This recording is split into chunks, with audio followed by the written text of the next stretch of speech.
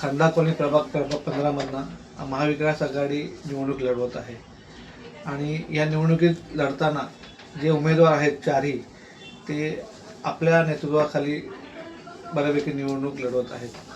तर अशा कोणत्या समस्या आहेत खंदा कॉलनीवासियांच्या ज्या आपण नागरिकांच्या समोर मांडून मतं मागत आहोत? नमस्कार. प्रथम मी माझी ओळख करून देतो. मी अप्पासाहेब बंडगर, प्रभाग क्रमांक 15 च्या उमेदवार कुमारी श्रुती अप्पासाहेब बंडगर यांचे वडील मी स्वतः.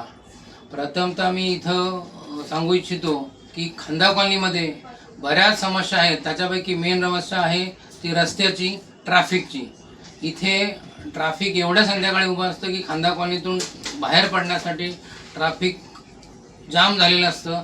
जवळजवळ खंदा कॉलनीचा जो ओव्हरब्रिज आहे तिथंपर्यंत ते ट्रॅफिक जाम असतं.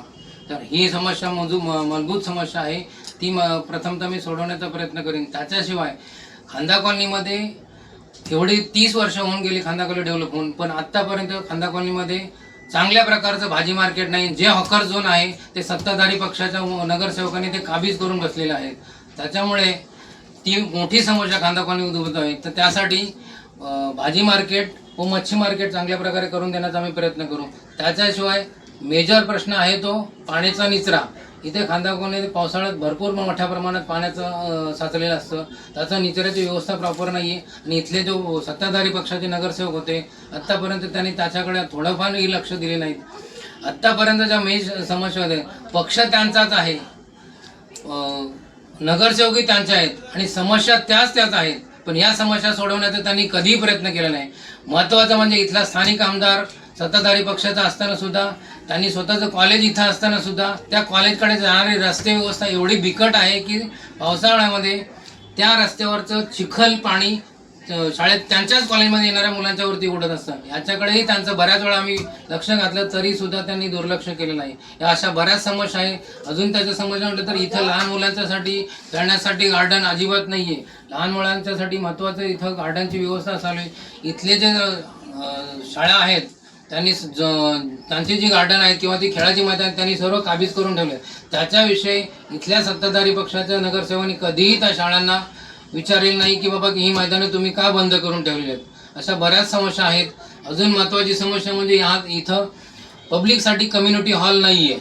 कम्युनिटी हॉलची खूप गरज आहे. जो कम्युनिटी हॉल होता तो सिडको आणि सत्ताधारी पक्षाच्या संगनमताने तो हॉल विकला गेलेला आहे. अशा बऱ्याच समस्या आहेत. तर या सर्व समस्या मी सोडवण्याचा कठोर कसोशीने प्रयत्न करीन. धन्यवाद. आपली कन्या या प्रभागातून निवडणूक लढवत आहे. ती कोणत्या चिन्हावर लढवत आहे आणि कोणते प्रश्न असे आहेत की ते खंदा कॉलनीवासियांसाठी अत्यंत महत्त्वाचे आहेत आणि विशेष करून मालमत्ता कराचा जो मुद्दा आहे जो सिडको हद्दीत खूप गाजतोय आणि आपल्या महाविकास आघाडीकडनं बरेचदा आंदोलनं झाली, त्याला रद्दीकरण कशी प्रतिक्रिया येते याबद्दल सांगा. खरं तर मी शेका पक्षाचा अध्यक्ष आहे इथं, पण माझी मुलगी खंदा कॉलनीतून शेतकरी कामगार पक्षाचा अध्यक्ष असताना सुद्धा माझी मुलगी काँग्रेस या चिन्हावरती लढत आणि काँग्रेस पक्षाकडून लढत आहे. आणि महत्त्वाचा तुम्ही विचारलेला मुद्दा टॅक्सचा मुद्दा म्हणजे आपली महानगरपालिका ड वर्ग विभागात मोडली जाते, परंतु आपल्याला जो कर लागला जातो हा ब वर्ग विभागाच्या महानगरपालिकेचा लागला होता. याचाच कॅल्क्युलेशन सांगतो तुम्हाला की नवी मुंबई महानगरपालिका ही ब वर्ग विभागात मोडली जाते, परंतु आपली महानगरपालिका ड वर्ग विभागात असताना आपल्याला प्रत्येक स्क्वेअर फीटला 97 पैसे टॅक्स लावला जातो. तोच ॲक्च्युली 27 पैसे असायला हवे. माझेच सहकारी आता आहेत ते महादेवजी वाघमारे याच प्रभागातून उभा आहेत. त्यांनी याच्यावरती बराच प्रयत्न केला. टॅक्सविषयी प्रॉपर्टी टॅक्स कमी करण्यासाठी त्यांनी ट्राय केला आणि अगदी हायकोर्टापर्यंत त्यांनी बदल मारलेले आहे. त्याच्यावरती निकाल भविष्यात लागेलच. पण मी म्हणतो की हा मुद्दा पण खूप महत्त्वाचा आहे की बाबा याच्यावरती आम्ही प्रयत्न करू की टॅक्स कसा कमी करण्यात येईल. आपली मुलगी आर्किटेक्ट या डिग्री कोर्सला आहे आणि आपण तिला प्रोजेक्ट केलेला राजकारणामध्ये काय म्हणून आपले काय आहे?